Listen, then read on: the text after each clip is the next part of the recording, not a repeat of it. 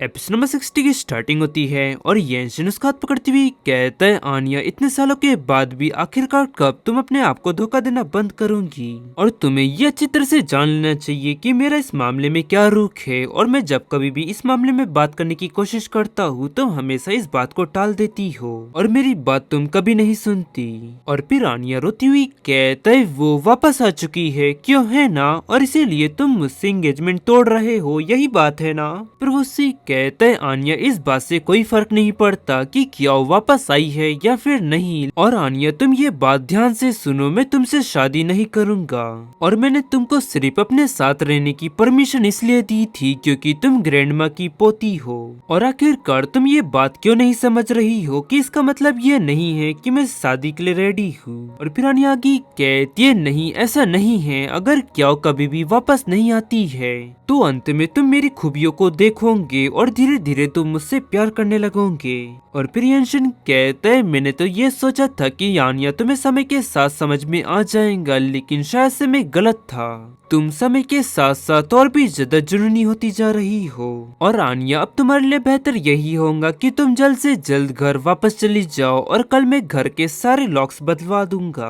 और फिर आनिया कहती है, ब्रदर येंशिन मैं आपसे वादा करती हूँ कि आज आपने जो कुछ भी मुझसे कहा है मैं उस पर अच्छी तरह से सोचूंगी। और फिर वो उस वाइन के गिलास को उठाकर आगे बढ़ती हुई कहती है, और आप ये सब बातें भूल जाइए और इस वाइन को पी लीजिए।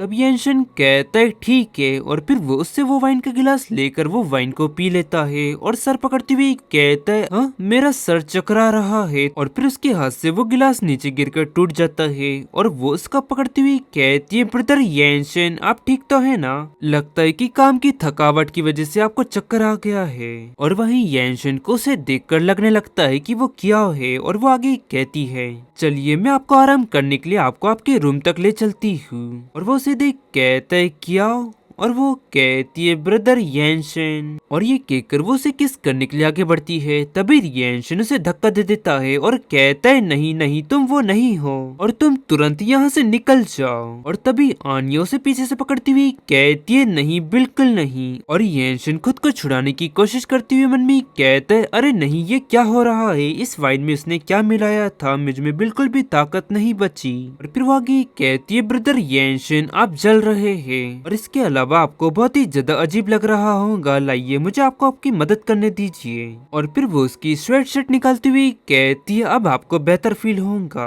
और भले ही आप मुझे क्या समझे, इससे मुझे कोई भी दिक्कत नहीं है, आप जो चाहे वो कर सकते हैं। तभी वो उसका झटकती हुई कहता है, भाड़ में जाओ, और वो जाकर टकराता है, उसे इस तरह टकराता है देख वो आगे बढ़ती हुई कहती है, ब्रदर येंशिन ध्यान से। तभी वहाँ पर जनरल आ जाता है और उसके ऊपर भौंकने लगता है, और जनरल को देख वो घबराती हुई मन में कहती है, ये।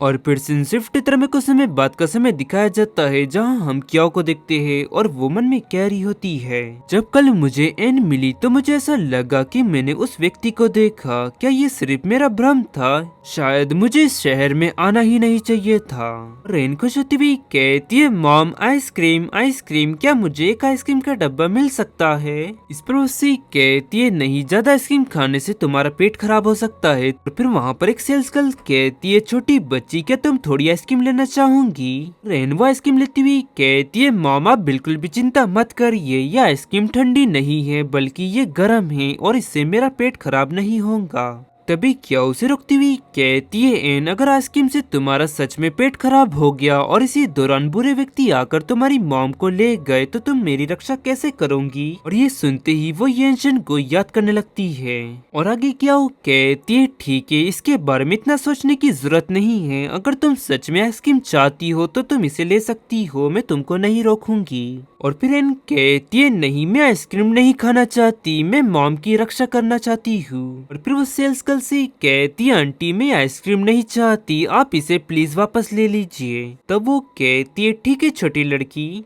और मम्मी कहती है, वाह ये छोटी लड़की कितनी ज्यादा आज्ञाकारी है। और फिर क्या उससे कहती है, एन बढ़िया, और जब ज्यादा गर्मी पड़ने लगेगी तो मॉम खुद तुम्हारे लिए आइसक्रीम लेकर आएंगी, ठीक है। तब वो कहती है, हाँ ठीक है। और फिर तभी क्या का फोन रिंग होने लगता है और कॉल उठाती हुई कहती है हेलो, और सामने वाला पर्सन कहता है क्या जल्दी से तुम वापस आ जाओ, तुम्हारे सिटी के नॉर्थ डायरेक्शन में जो बिड हो रही है उसमें एक बड़ी प्रॉब्लम आ चुकी है। ये सुन वो घबराती हुई कहती है क्या। और गाइस जैसे के साथ ये एपिसोड यहाँ एंड होता है, पसंद आया तो लाइक एंड सब्सक्राइब जरूर करें। मिलते हैं आपको जल्दी नेक्स्ट एपिसोड में।